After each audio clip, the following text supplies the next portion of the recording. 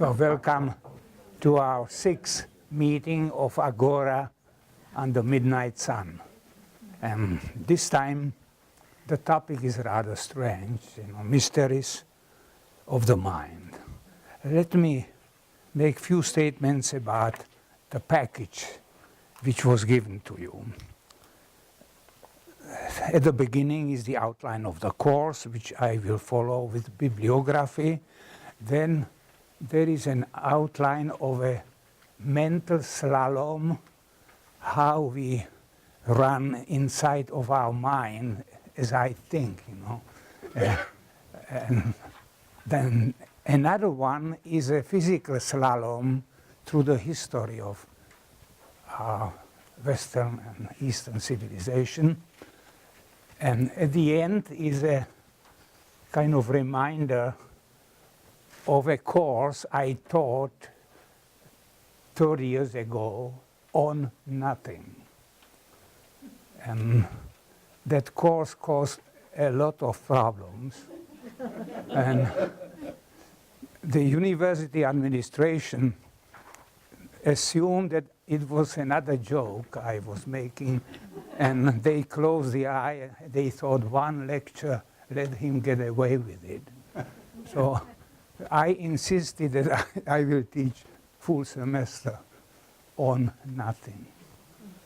So the deans didn't know what to do about it.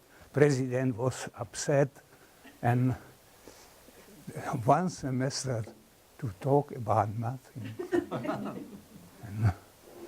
and I figured out, since I was department head, that I have a course called special topic. So I called on nothing special topic. They didn't know how to argue with it because it was on the books. And so they let me to get away with it. So I taught semester on nothing. Usually administrators don't have sense of humor. And they still don't have it, And there were some, even faculty members, who indicated that I should be fired for it. And I just didn't want to be fired for nothing. and so I insisted, that I will be fired for nothing. And I did, and I had about 30 students in this course. And the owners of the restaurant on, what is the name? Vera, what is the name of that? Wolf Run? No, not Wolf Run. On the road to Nenana, Oh. Yeah, Lulu. The owners were my students too, and many hippies. And they thought that it was a topic for hippies, It was a very serious topic about dangerous idea of nothing. And so, but what was funny, a student of mine from New York arrived about a year later with a drawing of a festival for nothing, which was published in New York Times. He drove his motorcycle with a frame with nothing. You have a copy of it. And he came to my next class and gave it to me, and he wrote, "To Rudy Krejci, thank you for nothing." So you have copy of it, and then in the meantime there were many statements about nothing. People realized that we really could not live without nothing, that everything is organized around nothing. And this was 83. And the idea of nothing, zero, was brought by Fibonacci into Italy in 13th century. And it changed the Western way of thinking. Can you imagine to use Latin numbers to express 6018? Can you write it in Latin? you see, nothing helped us out of trouble and changed our minds. But this is just the beginning, you know, of the mystery, great mystery of our own concepts. From nothing to infinity. And in between, we have the whole conceptual field of mathematics, which subsists in our mind with many, many other universes. So I will be talking about these mysteries, also about infinity, you know, this n plus 1, n plus 1, you know, n plus 1, and n plus 1. And from nothing to... So our human mind is an amazing instrument. There were very few people in the history of mankind who realized that our minds are independent entities, and we just didn't know how to get to it. This independent entity was producing the world around us and believed that whatever it produced really existed. So all through the history of mankind, we have this strong belief that the world outside is there, and we kind of capture reflex of this world. In religious ideas, when gods came, you know, and told us, you know, what happened, and we have celebrated these gods on Olympus, and before we had various fetishes and souls in the nature. And then we have one God. I believed, you know, that our projection is coming from out there into our minds. In the 6th century BC, there was an amazing man who is very little known, and usually even students of philosophy don't mention him. His name was Xenophanes. Xenophanes.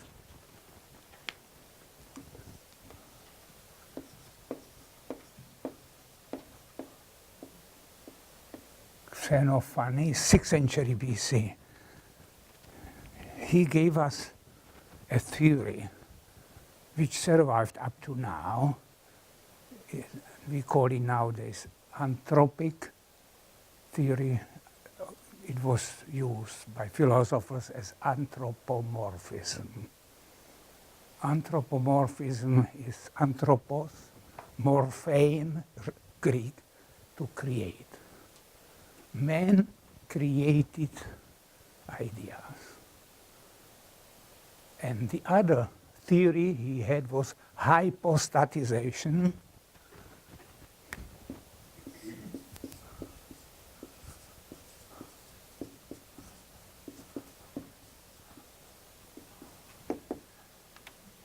Hypo, I have an idea, I throw it out, and I find it there.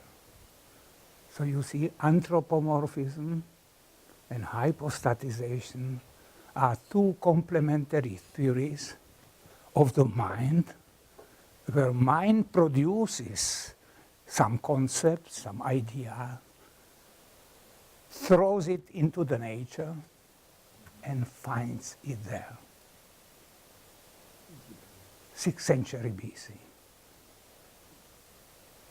You know, that's the idea we have nowadays. But it was very difficult to overcome general belief of humanity, which is belief that there is something out there. God, nature in totality. Philosophers took it over, this naive belief, and try to explain it that we are getting reflexes of this supposed entity out there, the world, the cosmos. And there are two ways how we get it. Through our five senses. Later we call this theory empiricism. The nature enters into our mind by the way of five senses. Against this very theory, the Greek rationalists, they believe that we have a power of reason. And this power of reason builds together the world with the help of senses, but the senses are servants. They deliver the meals, you know, and we kind of enjoy the meal. So, out of these two philosophical theories, we have in our Western civilization two powerful schools, empiricism and rationalism. Empiricism became the backbone of British thinking. The whole British tradition was empirical. The people believed that they are getting everything through five senses. Our memory is a storage. And within this storage there is some good clerk, you know, who knows how to get around. But reason really is a little clerk. On the other hand, continental tradition from Greeks, Romans, produced monuments like Plato's philosophy, Aristotle's philosophy. The entire continental philosophy believed that there is a power of reason which orders senses. Say, go and look, you know, how is it behind the corner? And like little doggy, the sense comes and there is nothing.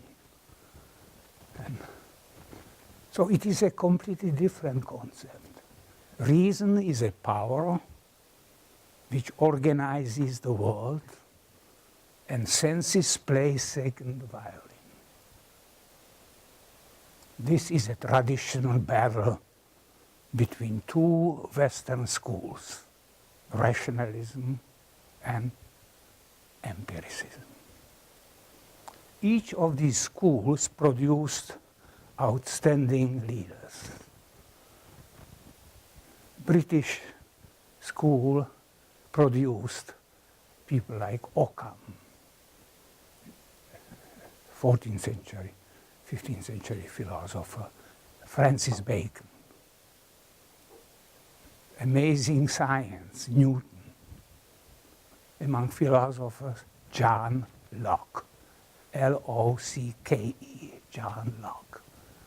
He became the Pope of empiricism. He formulated it in a very simple sentence.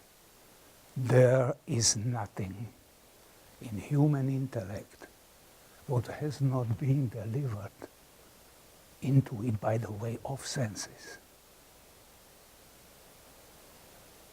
This is summary of British belief up to 17th century. Again, there is nothing in human intellect what has not been delivered into it by the way of senses. On the continent,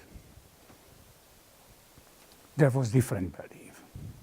One of the great men on the continent at that time of Locke was Gottfried Leibniz, L-E-I-B-N-I-Z, Leibniz. And he was a witty man, very smart guy, and he answered to Locke, "Oh, Mr. Locke, how true you are. There is nothing in human intellect what has not been prior in senses. Excuse me if I can add something. With the exception of the intellect."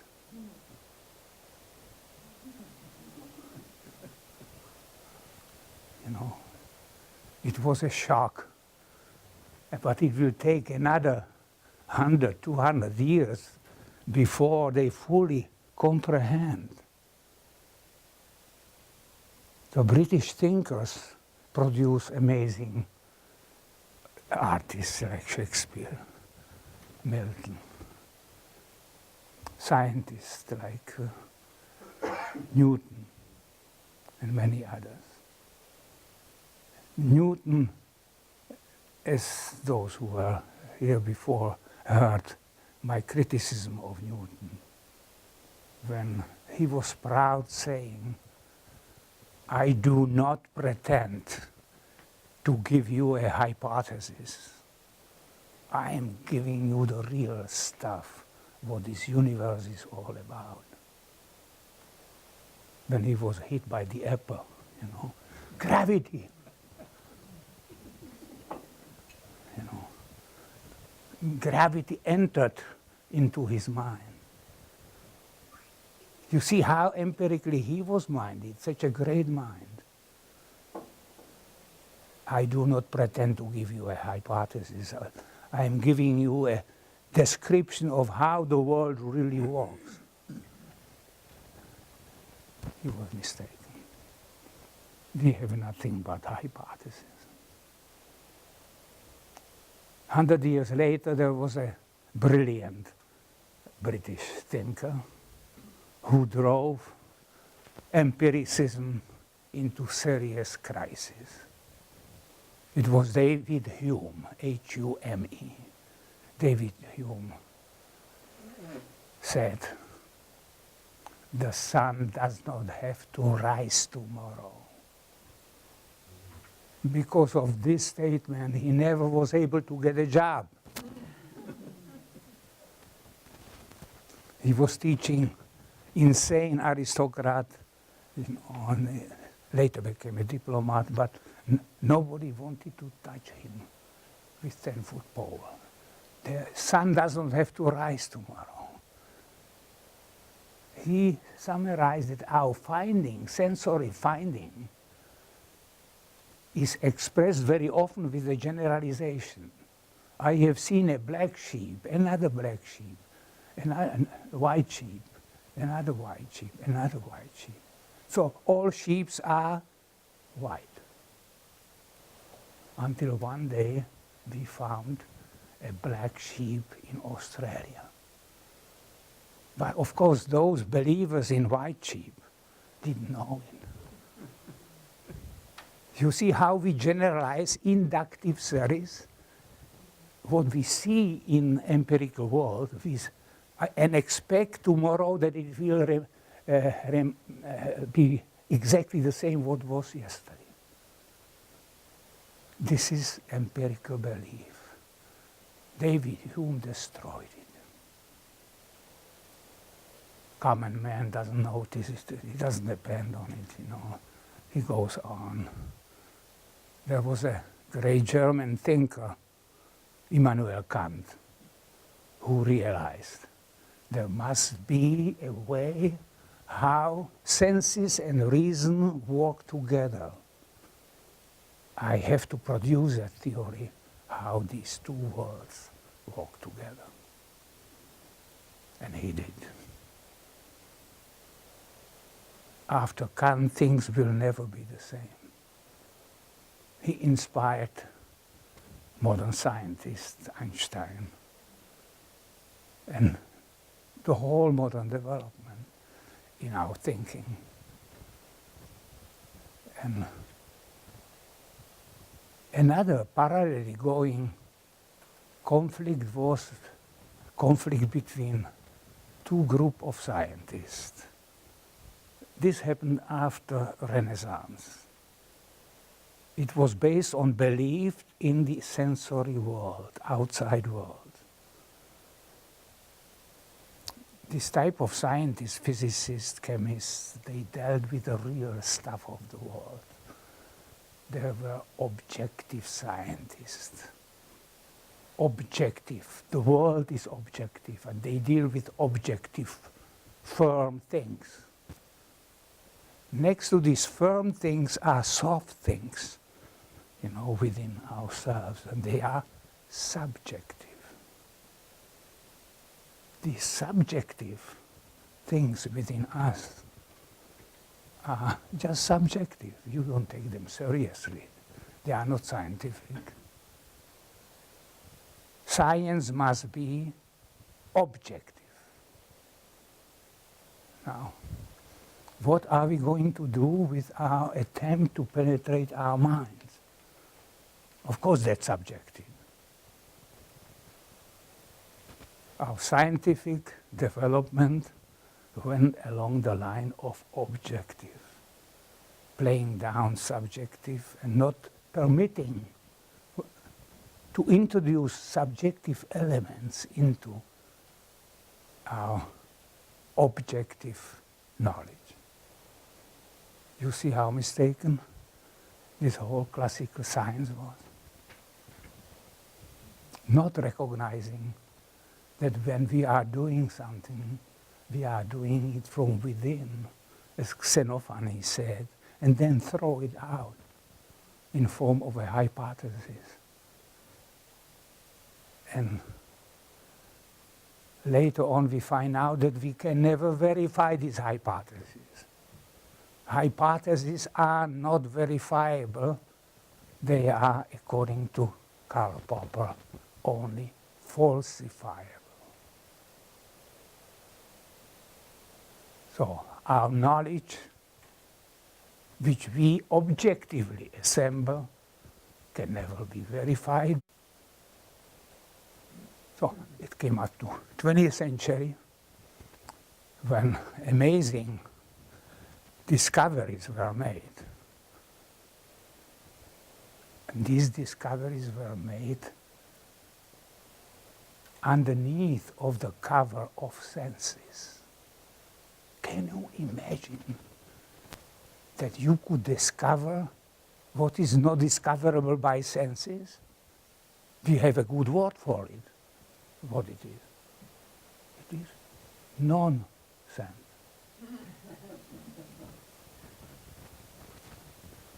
Look, what to do when you penetrate below senses into the core of atom and you cannot see anything, even with bad glasses.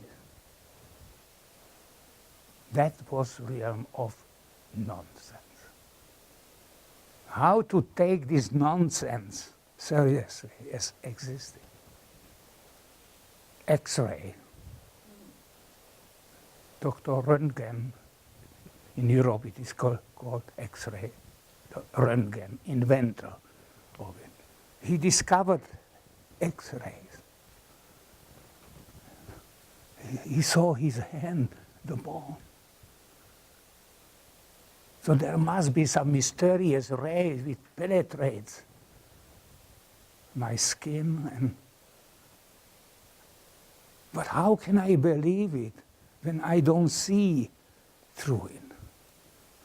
So it took a long time to start believing that there is something beyond senses.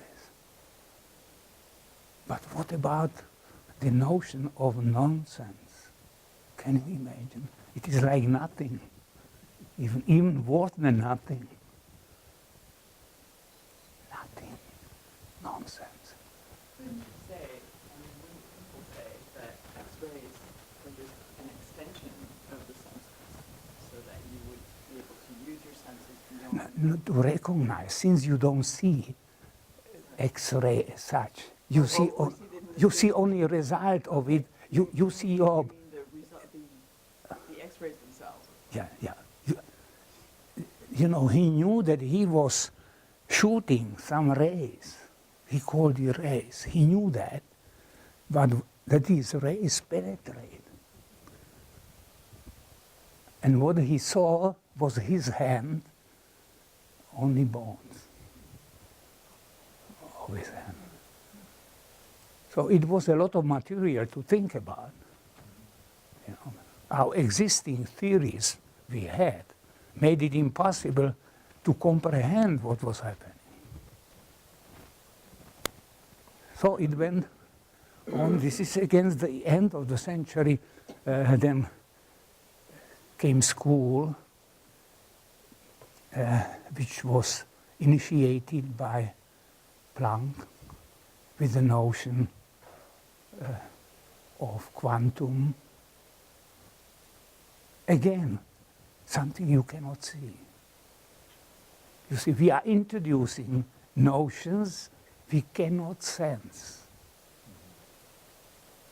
There must be some other part of our brain which can deal with it. Mathematics. We have mathematics. What is not mathematical is not. But my God, what is mathematics? What is mathematics? No, I say what is not mathematically graspable is not. Forget it. We have to do it mathematically. That's the language of this unknown world, what you call the world of nonsense. We have mathematics. Hooray! And we can march again. What is mathematics? It is that field from nothing to infinity, which was produced by human mind. And here are notions which I am going to introduce. There were mostly people in arts, in poetry, who grasped it. One man I want to mention is Graf Keyserling. At the beginning of 20th century, Graf Keyserling was a scientist and a philosopher, something that was very closely connected on the continent. He had one dream: to see the world, to see really what is here in this real world. So he went on a trip around the world and wrote a book, Tagesbuch eines Philosophen, Diary of a Philosopher. When he came back to Europe, when he finished his diary and wanted to publish it, he asked himself, you know, how could I summarize everything? And he wrote a motto in German: Der kürzeste Weg zu sich selbst führt die Welt herum. Translated. In order to find myself, I had to travel around the world.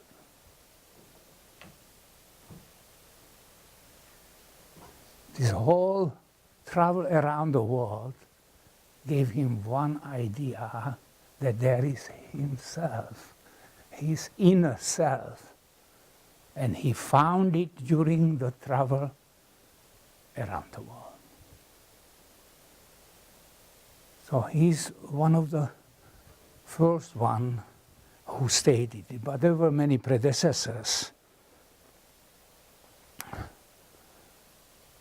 Another one, and by the way, Romans had a saying, omnia mea mecum, I carry everything with myself.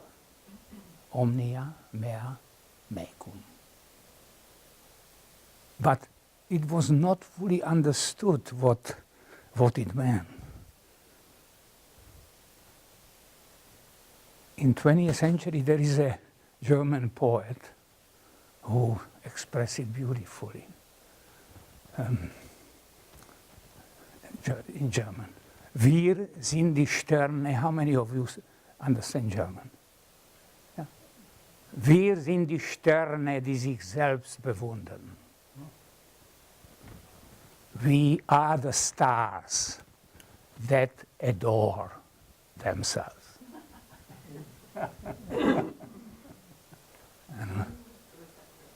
So this was Rilke. We are the stars which adore themselves.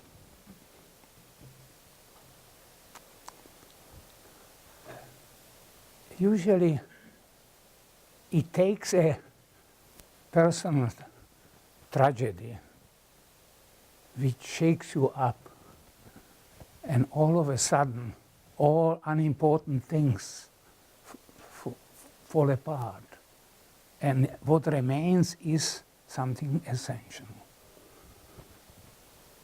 So for Graf Keyserling it was discovery that he has himself, and he carried this himself all around the world. There is another man, Fyodor Dostoevsky. Fyodor Dostoevsky is one of the greatest writers of human tradition. In 1849, as a young man, he was member of a group called Petrashevtsi. It was a revolutionary group of young people who tried to overthrow Tsarist system. After 1848 revolution, the group Petrashevtsi was discovered by secret police. All of them arrested and sentenced to death.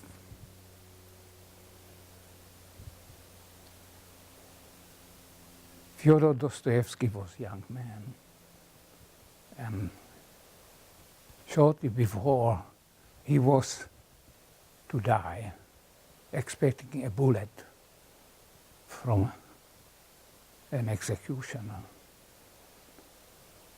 he decided he will dedicate last 3 minutes of his life, one to God, one to all his friends and his life, and 1 minute to himself. And he was ready to accept a bullet.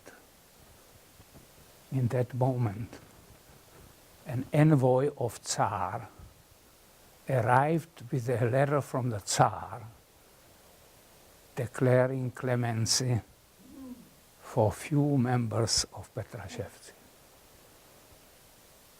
Dostoevsky said goodbye to life and was willing to die. Now he's being given life again. What to do with him? He was sent to Siberia for 6 years, to Siberia. In Siberia, he was a different man. He was a very talented writer before, but the very experience of last 3 minutes changed his life. He gained some insight into himself.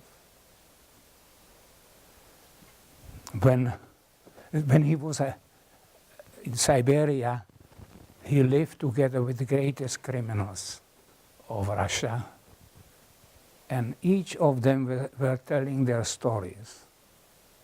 Dostoevsky listened to them, and he knew, he sensed when they were telling the truth and when they were just telling stories. It was an extreme talent, psychological talent, which he developed in Siberia. After he was released from Siberia, he started writing. He had 2 handicaps. One of them was epilepsy, which he could not control, as you know, nobody can. The other one, he was a gambler. Gambler. Something people cannot control either.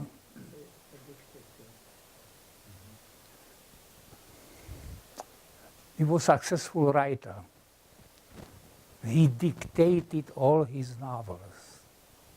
He had 2, 3 secretaries which were falling down exhausted, you know. And after he was able to publish another work, he took the money and off he was to Baden-Baden in West Germany, to casinos, with a plan how to break this casino. He never succeeded. In order to make it back to St. Petersburg, he wrote his friends to send him ticket for the return to St. Petersburg. So this was Fyodor Dostoevsky, author of Crime and Punishment, Brothers Karamazov, and all other works, translated into 170 languages of the world. Man who politically went from being a Westler, lover of the West, into lover of Russia. What do you see? What's going on in today's Putin's Russia? This is Dostoevskian theme. He went from one to another one. On one extreme to another extreme. He was man of extremes. Brilliant man. Who discovered that what Western science did not recognize, because they live for objective world. So here is another man who penetrated with his novels, with his language, which captures conceptual relationship of human mind in such a way that he probably doesn't have an equal. You know? When I studied in Austria, I had a professor who was experimental psychologist, proud of producing experiments. In one of them I participated. The experiment was based on a hypothesis that man can get used to anything.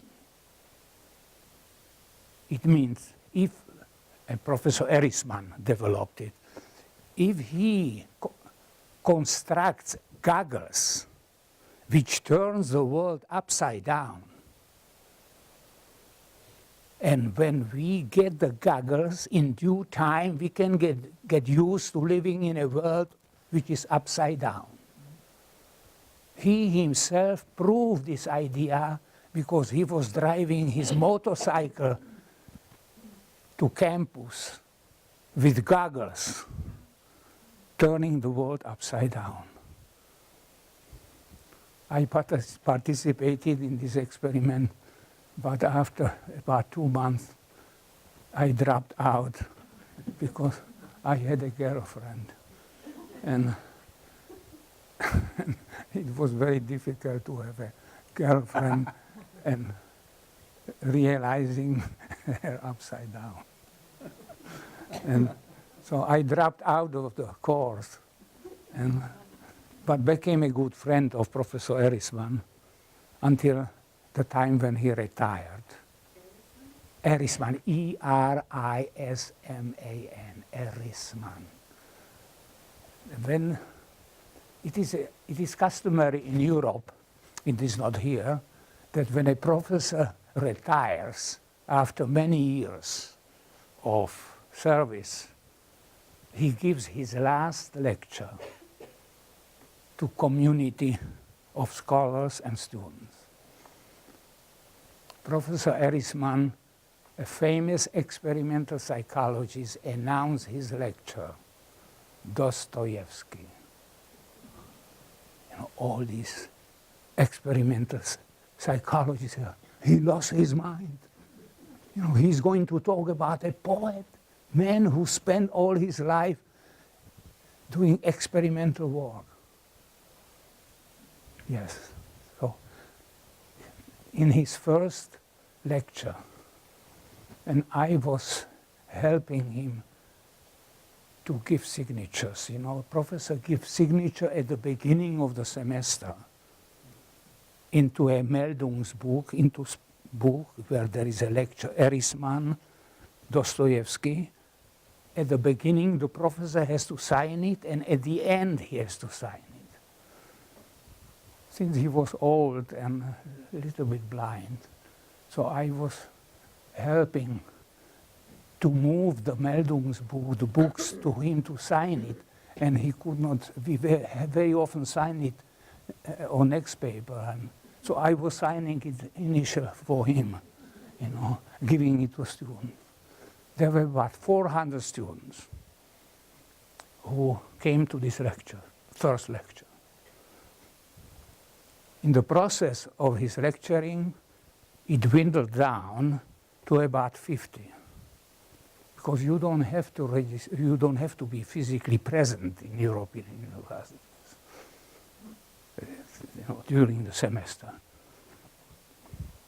At the end of the semester, there were 400 students again, because they needed a signature. Professor Erisman was so moved that he had tears in his eyes. And I had to sign for him his name into the Meldungsbuch. Why was he so moved that they just came back to the signature? They needed a signature Right. But why would he in order to close the semester. right. So they needed to prove that they attended. Even though he didn't? And? Yeah, this is European custom. But why would he move? Oh, You know, he could not believe it, you know, that students can be so insensitive. When he introduced a lecture on Dostoevsky, he said, what this man did not know about human nature is not worth knowing. This was experimental psychology. What this man did not know about human nature is not worth knowing. And then all these experimental psychologists disappeared, you know, and came at the end. Professor Erisman believed that he had a very important message to tell students. He had forgotten that they cared just to close the semester, nothing else. Evidently, students are everywhere the same.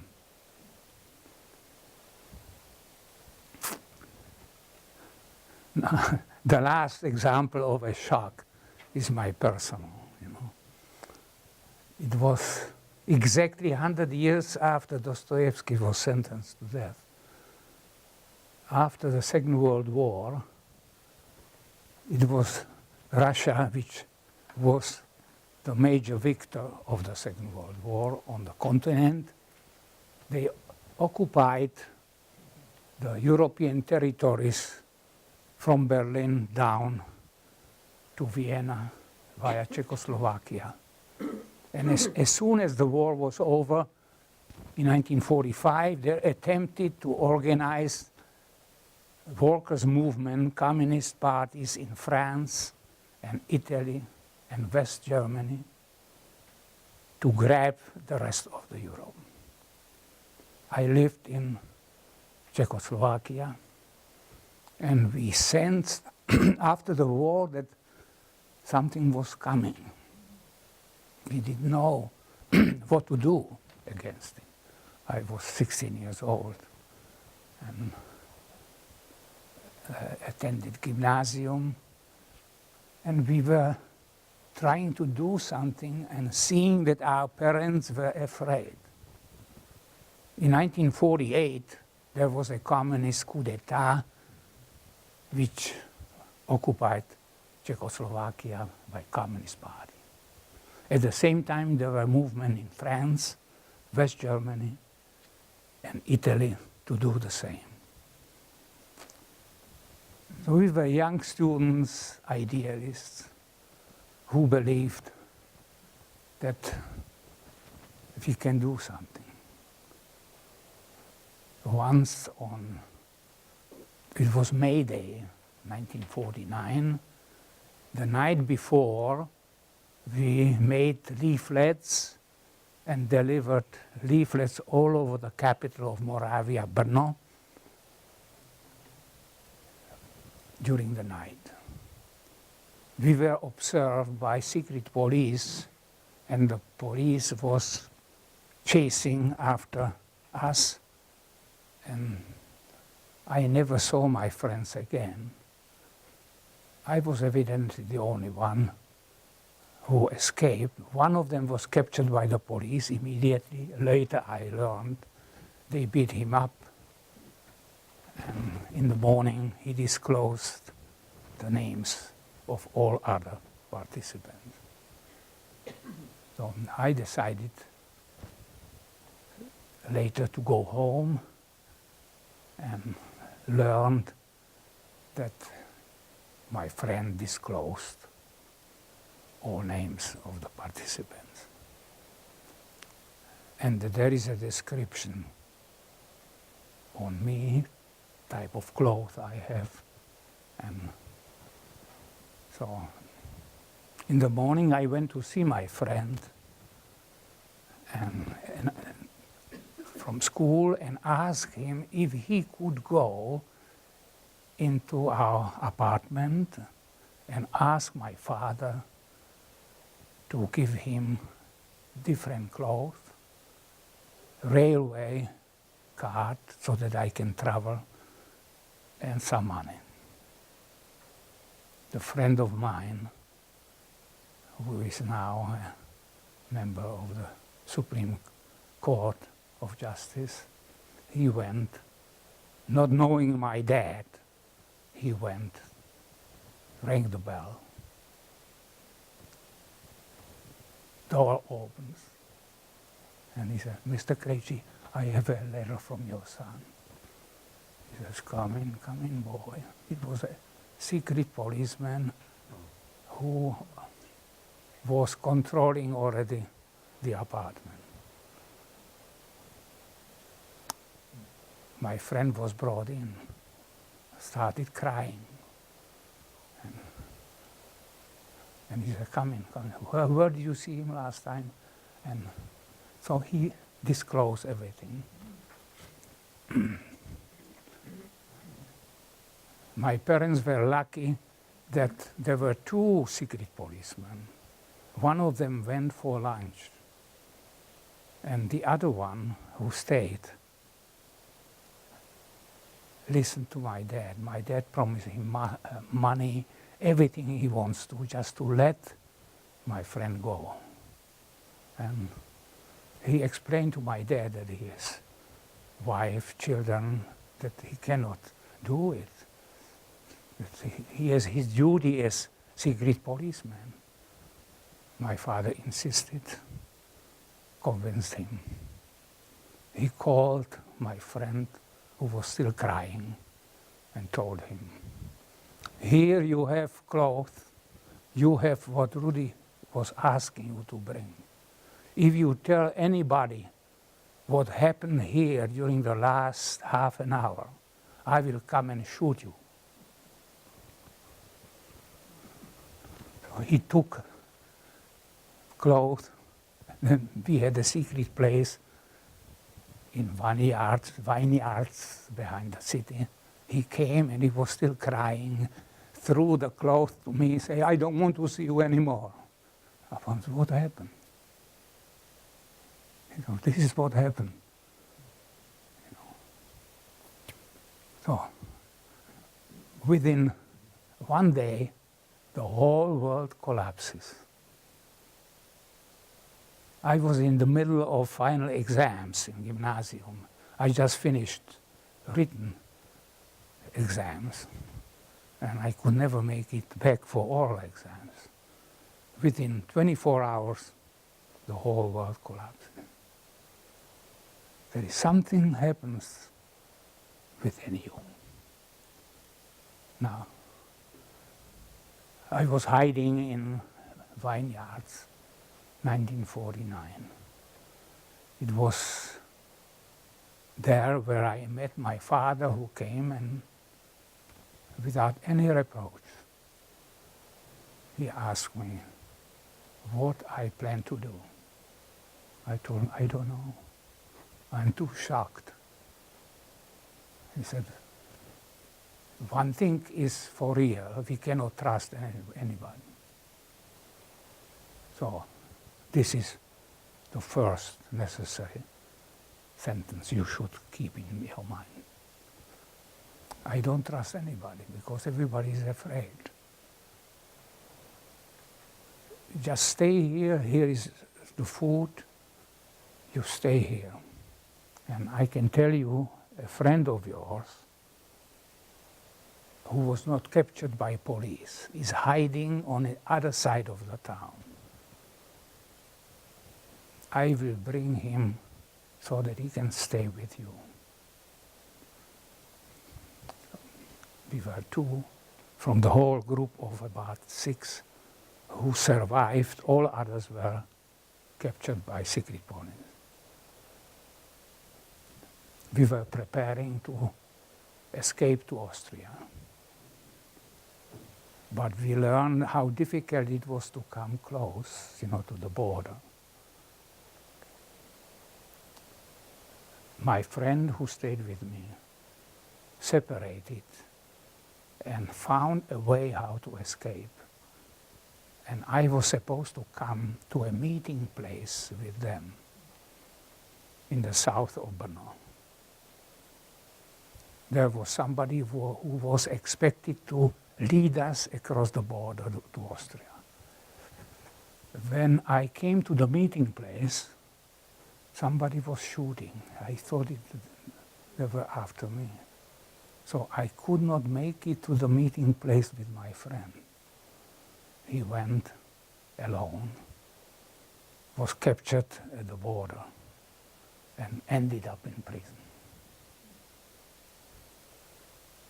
So my family knew what happened. So what to do, with a young guy here who brought the whole family into trouble. There was not one single reproach. They wanted to help, but nobody knew how. So when we were meeting with my father at a secret place, there was a little hut in which there was a candle. And he asked me, look at that candle, what do you see? I said, I see a candle. What do you see underneath of the knot? When there is a little shade. This is our solution. I smuggle you into our house at night, into the cellar, coal cellar. Oh, I followed. I was hiding in the coal until one day my father found out that the policeman, secret policeman, who made it possible for me to escape, came and asked my parents if they heard from me. They said, no, we did not. He kept coming and asking, just because he was afraid for himself. In the meantime, I was smuggled into the apartment where my father built a place, hiding place, in a room where they stored vegetables.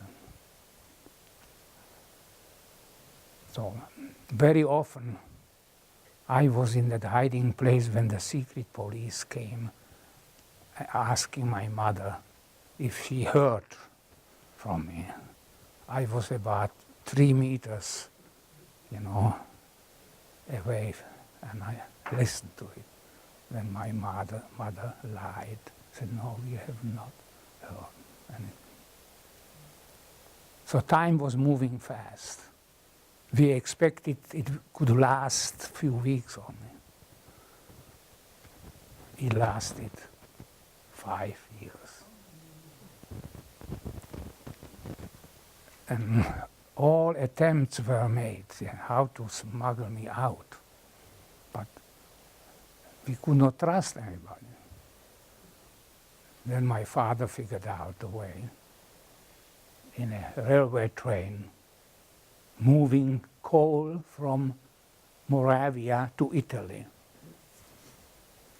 In the center of Moravia, he will smuggle me at night into one of the wagons. A coffin, I will be hidden in the wooden coffin, covering myself with a coal. My father figured out too what is happening on the border, that border guards have dogs, German shepherds. So we had to figure out what to do against these German shepherds. My father found out from a veterinarian that the only thing is mixture of vinegar, pepper, salt, mixed, and I have to cover myself with it in the coffin underneath of the coal. I did, but I was intoxicated too. But it worked. When I was on the border with Austria, before the train stopped, and the dogs were running underneath of the train, jumping from wagon to wagon, and on the both sides of the train. When one of the dogs landed above my head, I felt, you know, how he landed. I heard and jumped off. My heart stopped beating. You know, I was afraid that they hear it, the dogs. But the train started moving to Austria and crossed the border, and I was in Austria. But I was intoxicated. Then it started raining, heavily raining. So I was wet, cold, and intoxicated by the stuff for the dogs. So I got out of the train in Hohenau between Vienna and Czech borders. And I could not take it any longer. I was observed by an Austrian railwayman who came and asked me. I was dressed up in Czech railwayman uniform.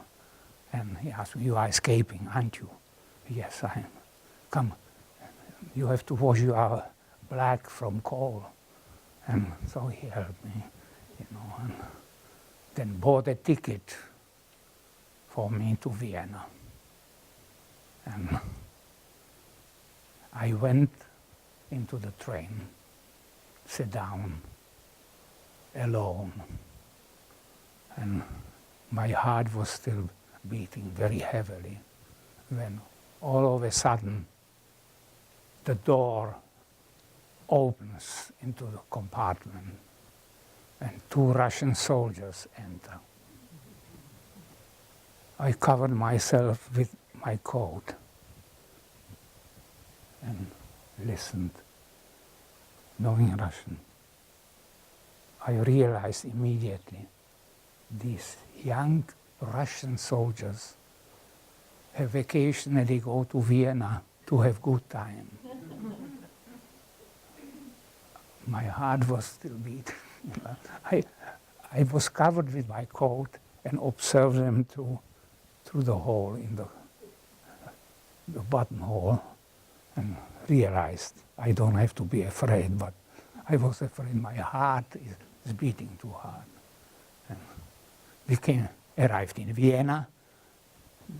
They departed, rushed probably to Prater in Vienna, to have good time. And I knew what to do. I was still in Russian zone. So I took a tramway into center of Vienna. In center of Vienna, it was still in Russian hands at that time. So I knew that I'm not supposed to ask anybody for the direction. I can trust only older women. So there was an old lady. I asked her, can you tell me, please, where is American zone? Yeah. It was this is the time of Third Man. Have you seen the film Third Man? This was the time. So she looked around, nobody sees her. And then she told me, you just walk straight. You walk straight and second street to the right, about 100 yards, and you are in American zone. Big building is American consulate. So I went and made it. 1949 until 1954, when I was in freedom of Austria, in American zone, and later studied in French zone, I was in freedom. It was a long way. I never was able to forget those 5 years. During those 5 years, I was able to study in hiding, study world philosophy, mathematics, sciences. Most favorite work was work of first president of Czechoslovakia, T.G. Masaryk, Foundation of Concrete Logic. In that work, he gave me an idea how all sciences hang together, because it is a way of thinking. Mathematics is a way of thinking. Biology is a way of thinking. This way of thinking in all fields of human activities is what you have in these 3 circles. And this is what I deduced from this work, which I was able to get the work only in German until later on. I had it in Czech, but my German at that time was not as good. So my father was able to get a book in Czech. I copied the book because we were able to keep it only for 2 weeks. So I still have the book. This was one of the books I took with me when I was escaping. Foundation of Concrete Logic. All sciences, how they hang together within human mind. Later in 1968, I met one of the greatest philosophers of 20th century, Karl Popper, who was recognized as philosopher of science, who just presented to the world his ideas of 3 worlds. And whole international conference, 1968, listened to the organization of these 3 worlds. And when I met him, I told him I was a little punk, young punk. I told him, Professor Popper, I have exactly the same idea. I have deduced it from T.G. Masaryk's work on foundation of concrete logic. He was shocked. A famous man hears from somebody unknown. He dares to tell me. He told me, but you got it psychologically. You lived in fear all these 5 years. So it doesn't matter how I got it, but I formulated these 3 worlds ideas independently. We became friends until shortly before he died. We visited him in London. We still reviewed, our feud. Who really? I didn't claim that I am the only one. And I was not so arrogant, but this is this. You have it. This is this abstracted relationship. World 1, the world we see through our senses. Second world, the world of our inner self. Within this world of inner self, there is so much dreams. There is everything, what we call human psyche. And within this inner mind, we produce the world 3, which is world of problems, which is sweat of our mind in form of problems. What is the cosmos? How everything started? Why are we here? That's what we are trying to figure out about outside world. And in addition, about inside world. That very world we have discovered only recently. We had all great men like Freud, but he followed the wrong path. We had other great men, I'm afraid to say that we probably will never be able to decipher what is ticking in us, what is really behind us. We have our symbols, invention of symbols. These symbols are proxies. All these languages we use are only proxies which represent not themselves. Proxy is representative who comes to court and says, I am here for my brother John, I'm not John, I'm here for my brother John. So, in my theory, all our languages, symbols, any kind of symbols are proxies for what is behind ideas. How to penetrate into these ideas, this is the mystery. We will be dealing with attempt to get closer to it. I'm a pessimist. I don't believe we will be ever able to decipher ourselves. And should we ever succeed, we will destroy it.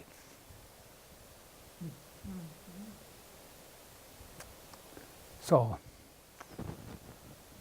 only God probably knew what, I hope, what he was doing, but he must have left disgusted and took the secret with himself. And now we are trying to figure out, what are we for here? How does it work?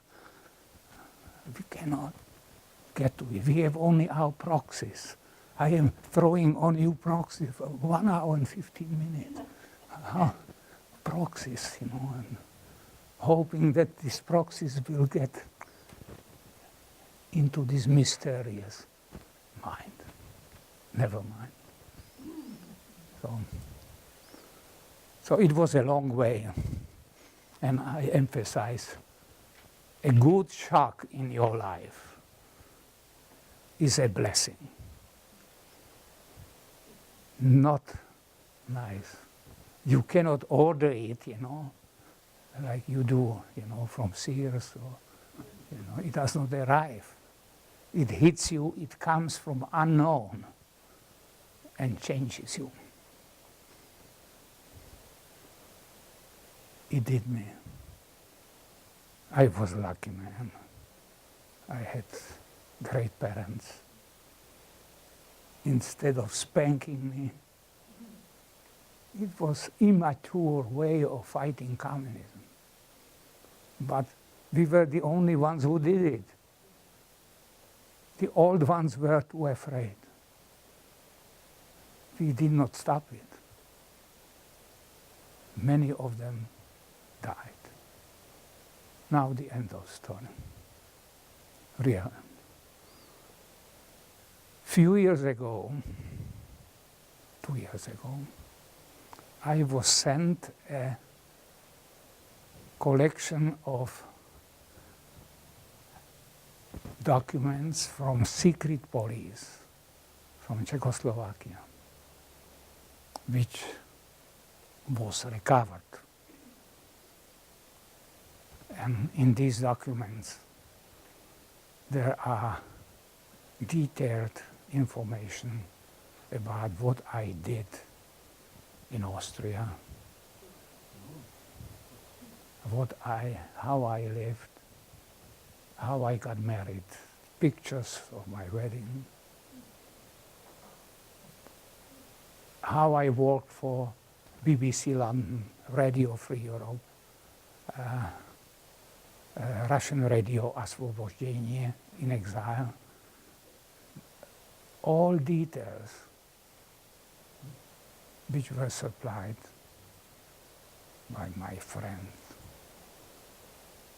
who was the only one who survived with me, later caught by police and offered a deal. We will let you go to Austria and you will spy on Rudy. We will pay you for it. So I helped him to join University of Innsbruck, to study there. Later he came to the United States, lived with me in San Francisco. Yes, good friends. 2 years ago I learned, I have also receipts how much money he got for sending reports about me. But it didn't hurt you somehow. They didn't do anything about it. This was his only way how to survive. Yeah, just like Faust. Sign a contract with devil. He signed a contract with communists in order to save himself. Once he was out, though, why did he keep it? He never told me. He never. I wanted to bring him up here to Alaska. So I would have learned now that he kept informing them. He died 83 in San Francisco. So it was painful to find out that you are betrayed by your closest friend for money. Yeah, it was 83. When I was teaching course on nothing, he died for nothing. So thank you.